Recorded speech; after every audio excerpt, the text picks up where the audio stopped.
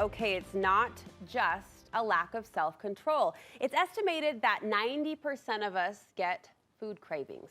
From cookies to chips to pizza, my next guest says that the cravings will come, but there are healthy ways to respond when they do. Studio 5 Health Contributor Miki Eberhardt is joining me. Great to see you. So safe to say cravings are just part of the human experience? Yes. Yeah. And I'd love to meet like this 10% of unicorns that don't have food cravings. Like, who are you? Who are you people? Who are you people? What causes cravings in the first place? Do we know? So I think this is really an important thing to ask, because so often we see people that deal with cravings in different ways, right? We'll see people that may deal with it like they eat it and move on. But then there may be others that let that control them, and then it may lead to binging and feeling ashamed about it and feeling like I lack willpower or self-control. But I think your question is important, like, where do they come from? Why do we get them in the first place? Because they're real. They are very real.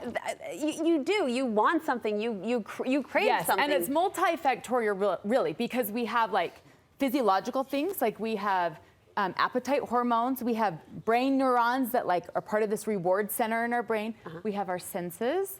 We smell. We see like warm bread coming out of the oven. Thank you. Yes, please.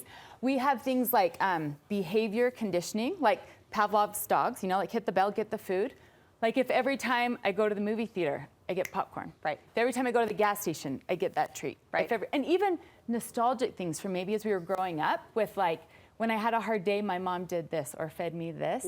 That if we are stressed about something, we may seek those same comfort cravings that take us back to our childhood. So there's lots of things. And layered, complicated. Access to good food, easy, all the time. So all those things contribute. To cravings. I often think of combinations too. I mean, we could continue to list, like when I eat an apple, I want, you know what I mean? Peanut butter. Yes. Right. There's these combinations. You say there's an old school approach to cravings that we actually want to avoid. Yeah, the old school methodology would be restrict, avoid, distract. Like not like I don't want it, I'm not going to eat it, I'll walk away from it.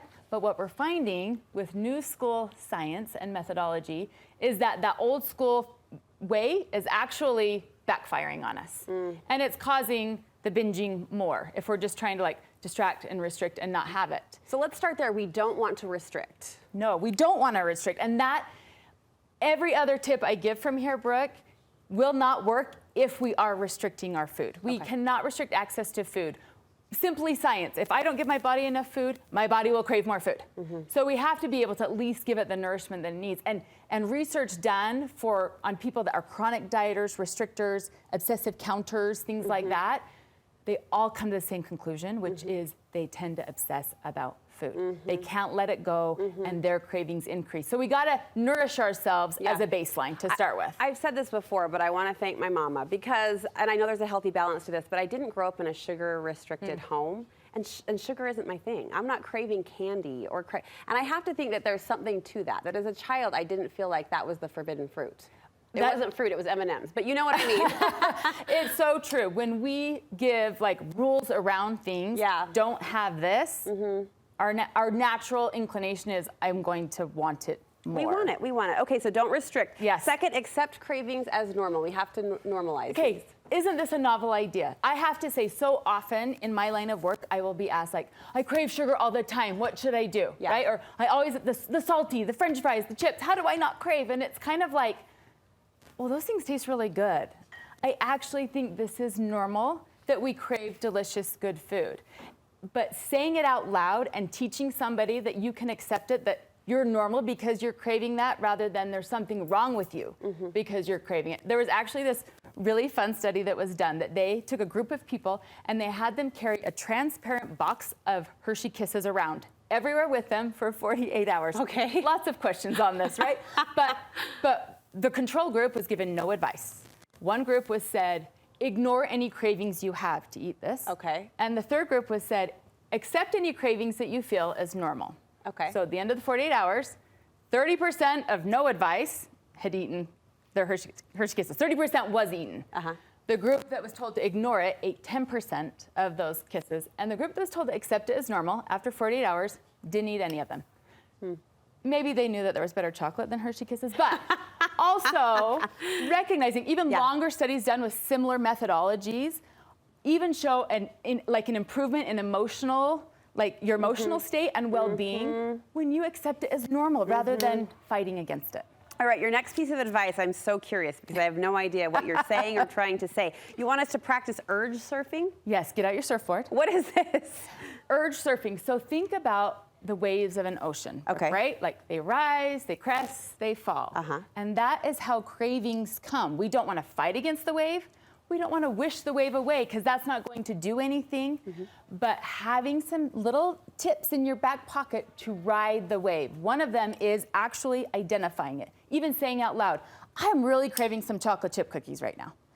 Recognizing what it is, and then observing where that's coming from. Is it because I'm hungry and I'm feeling it in my stomach? Do I see a billboard and it sounds good? Is it just something like, am I feeling anxious about something? Am I distracted? There's lots of reasons that can be underlying for that craving. So just observe and then be open. Accept the craving. Ride the wave rather than feeling like, I can't eat it, I gotta suppress that. Just ride it. Because what happens is it crests and it will fall. And that means that either we ride it and move on, like even you can quantify it, like I am craving this so much. I think if anyone's been pregnant before, you know a really strong craving for food, right? That it's like, I really want this. And so there may be times that you have that. Yeah. But also there may be times when I don't have to eat what I'm craving. Yeah. And I can just experience the wave. Yeah.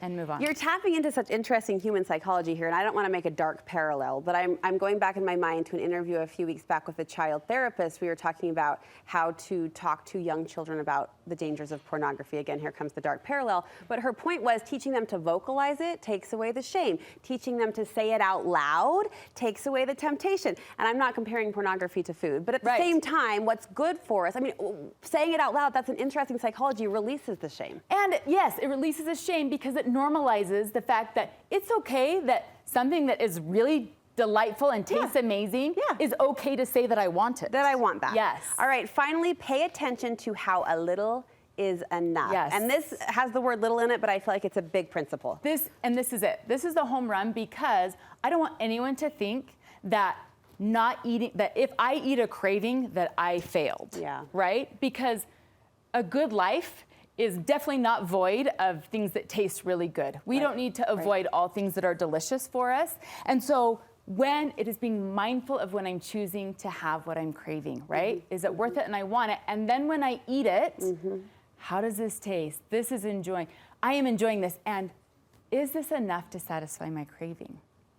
Because if I give myself permission to be in charge of that, and warm chocolate chip cookies just came out of the oven, and I'm sitting there enjoying one or two very well might satisfy that craving. If I'm not restricting, if I have permission to eat it another time. But then even if more sound good, I can recognize, that was good for that craving. A little is enough. I love this so much. Miki, thank you so much. Where can we find more from you? I'm on Instagram at Nutrition by Miki. We're glad you are. Thanks for being our girlfriend. We appreciate you in our corner.